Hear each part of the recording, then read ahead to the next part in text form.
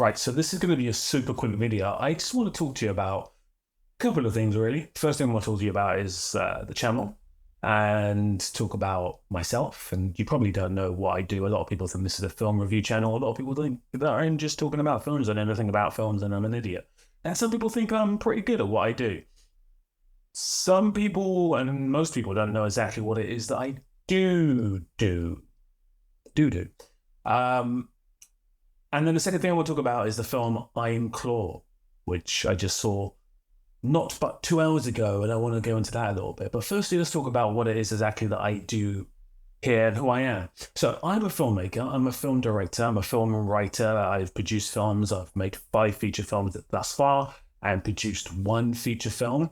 They're readily available on Amazon and on Apple TV and Vudu and whatever, Hulu and all sorts of different various streaming services. I won a few awards for a few of them. 6 rounds, won I think 2 awards, which is my debut feature. Palindrome won a lot of awards, which is a weird film. If you ever get a chance to see Palindrome, do have a little watch and let me know your thoughts on it. Blonde Purple's been my most successful film so far.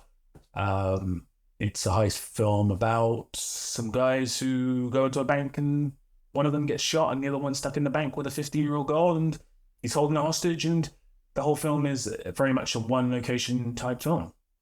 And then after that, I have made a film that was just released this year called Reach, about a man who hires a personal trainer, and unfortunately the personal trainer is a little bit psychotic and pushes him to places he didn't think he would go to.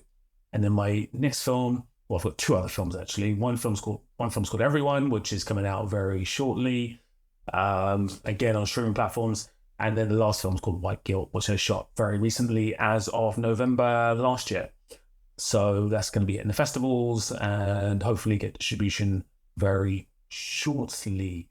So I am very versed in the art of filmmaking. A lot of these budgets being raised by myself.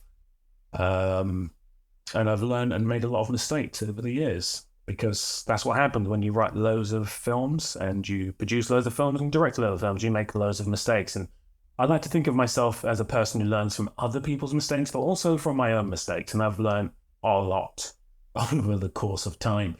I've written maybe 50 feature film scripts. And again, only 6 of them have been turned into feature film. Well, I think technically it's been 7 have been turned into feature films. Keeps going up, doesn't it? Number keeps going up. I'm just kind of talking off the dome, so I've not really sat down and planned what I'm saying. So if I'm saying and contradicting things, that's the reason why. I apologize. So yeah, I mean, the idea of writing 50 feature film scripts, a lot of them have not been seen by anyone.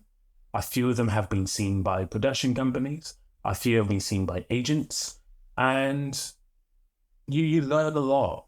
I mean, my first few scripts that I wrote were awful. In fact, no, I take it back. My first ever screenplay was called 2 hours and 24 minutes, which was set over 2 hours and 24 minutes about, surprisingly, a heist in a bank. That goes wrong, of course. It never goes right. And it's pretty good, actually. But the other stuff I've written is kind of here and there, and there's good ideas, but, really bad execution or bad dialogue or really illogical things happening.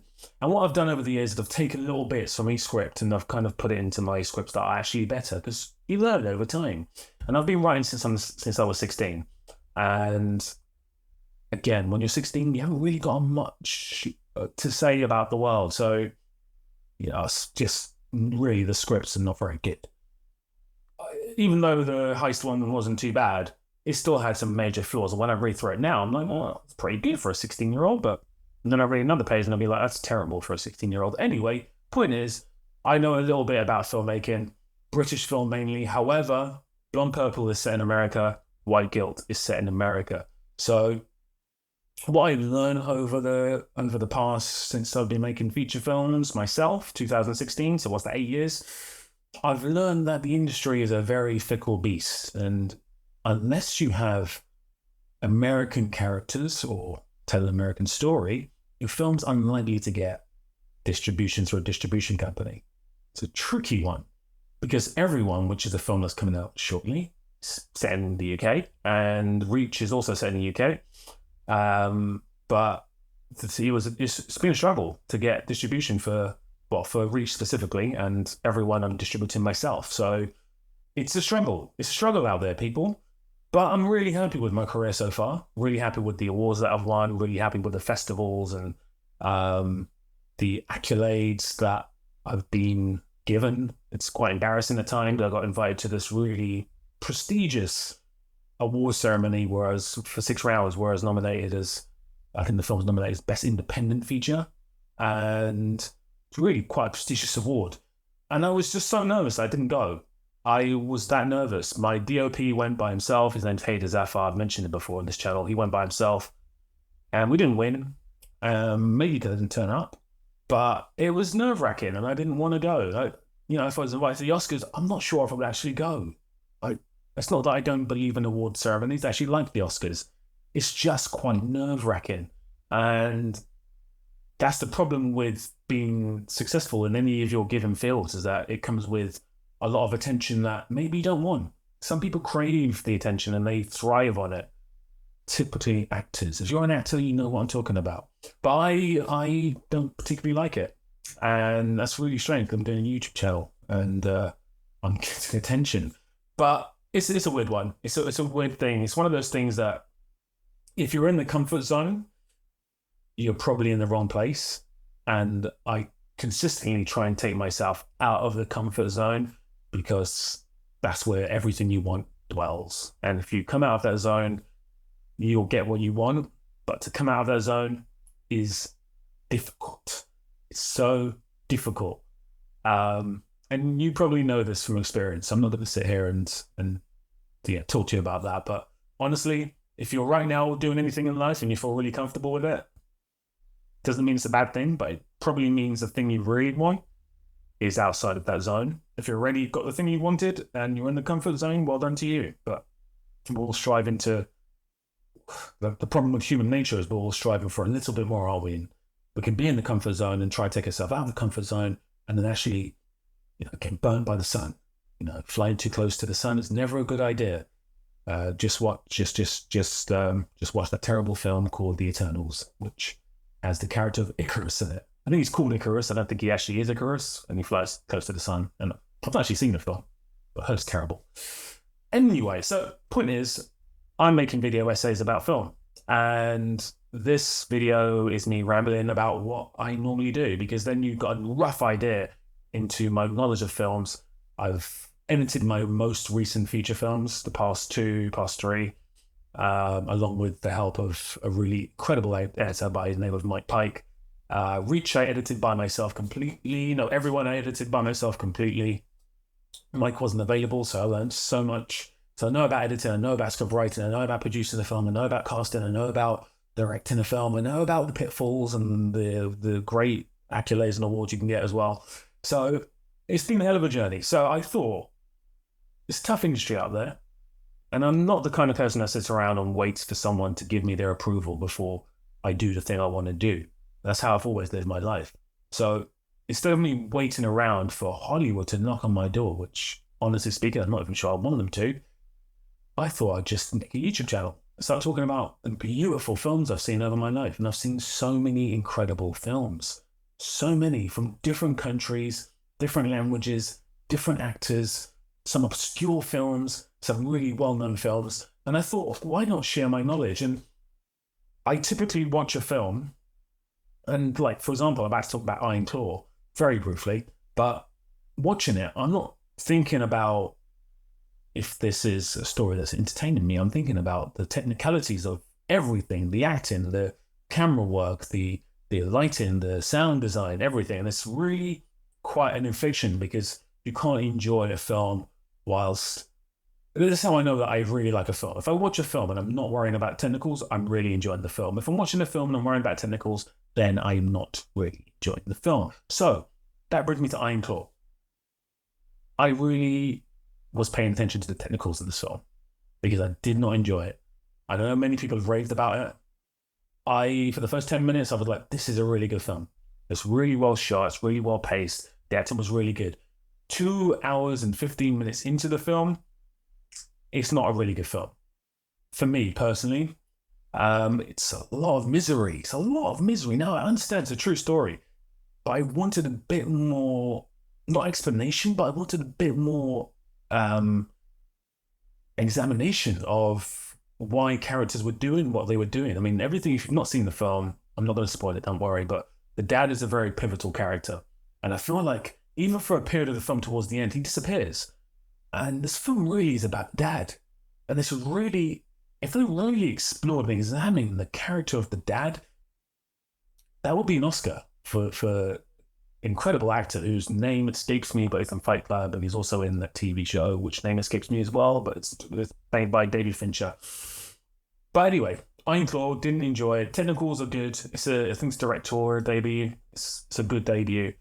I personally, it didn't resonate with me personally. Also, one of the major flaws with the film, and if you're a wrestling fan, and if you are a wrestler, you're going to probably hate me right now, but wrestling is performance art. It is.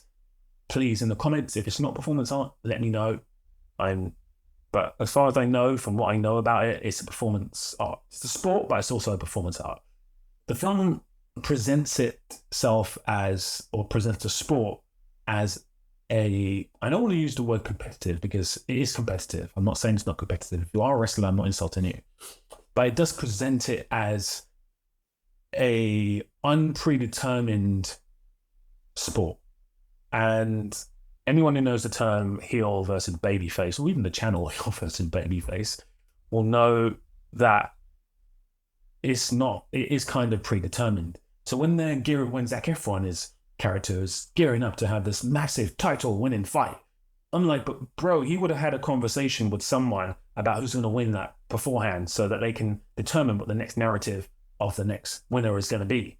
It wouldn't just be he turns up in the ring and does what he wants, because that's dangerous. If you just turned up in the ring and did what you wanted, then you'd hurt the other person.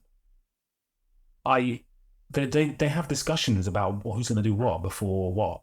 And I've learned that from the film The Wrestler, which is a really good film about wrestling. It's still to date the best film I've seen about wrestling. It's way better than this film. Performances are okay. Zac Efron, I really like Zac Efron, even with the old facial work. But he's good in this film. It's actually really good in this film. Can't really fault him. I just don't think the writing was there for him. Jeremy Allen White, who's pretty hot right now. I loved him since Shameless. I've loved him since Shameless. All the actors on Shameless are brilliant. William H. Macy is a huge inspiration for me as a writer-director. First saw him in, I think, Fargo. Yes, it was in Fargo, and then I saw him in Boogie Nights, and obviously I love Paul Thomas Anderson. If you don't love Paul Thomas Anderson, then do you like film? Probably not. So basically, he's really good in the film, Jeremy Allen White, and Harris Dickinson is really good. All the actors are fine, like they're all good. I haven't got a problem with the technicals of the film. The technicals of the film are good. The story is it's hard stuff to watch. It's misery after misery after misery after misery, and there's no comedy. And when I say comedy, I don't mean overt comedy. There's no banter or anything to kind of break it up. It's all very serious stuff and very heavy stuff for a Sunday afternoon, honestly. Yeah. Anyway, so that's it. That's all I'm going to say really about the Iron Claw. That's all I'm going to say about the channel. Thank you so much if you subscribed and you're part of the nearly 7,000 people watching this. By the time this video comes out, it's probably going to be something close to 8,000, maybe. Who knows? But thank you so much if you subscribe. Thank you so much if you've liked, commented. I do reply to every single comment, unless you're being rude and abusive, and then I'll just say something like, thanks for the comment. The video about Force Majeure done really well on 500,000 views. But with that amount of views comes really positive comments and really negative comments. And unfortunately, during the making of that video, fun fact, I had a new microphone and I was talking over the microphone like this. So it sounds terrible, that video. I did all I could to salvage it. And I thought, should I release this video? Thank God I did, because it's my most popular video by far so far. Just one of those weird moments of fate where you just like, fuck it, I'm going to release it. and it did really well. And surprisingly, it's pushed me up hugely on the platform. But it does have sound issues, and there's been many people who've commented on that, and many people say the same thing. See, the video is called "Bad Filmmaking versus Good Filmmaking," so a lot of people put bad audio versus good audio. Hilarious. If you wrote that comment after 20 other people said it, maybe not as hilarious. Maybe you should look through the comments before you make a comment. So anyway, listen, thank you so much for subscribing. Please like this video as well. Why not? Comment on it. The polls are going really well. So if you voted in the polls, I'm doing this thing called Film Fight. So I put one film up against another film. Right now, Shawshank Redemption's winning, but I've put that up against The Raid. It beat The Dark Knight Return, Dark Knight. So it's now going to go up against The Raid, and let's see if it gets beaten or if it wins again. But there'll be another film after that. So please vote in the poll. Look at the community page and vote in the poll. Tell your friends about the channel, share the videos, and this is going on for way too long now. So I'm just going to end this video. But you guys are awesome. And that's why the video is called Hey You Guys, because honestly, I'm just a guy here with my camera talking to it with a ring light and microphone and my laptop next to me. I'm a nobody. You guys are the true champions here. Thank you so much. You're amazing. And please keep watching the content. There's a Ghost in the Shell retrospective. Huge, my longest video so far. I'm editing right now. Coming out very soon. I hate that film. Not the original. You know the one. The remake. Anyway, that's it. Good night, Vienna. Thank you. You're the best. And we'll speak soon, and big love.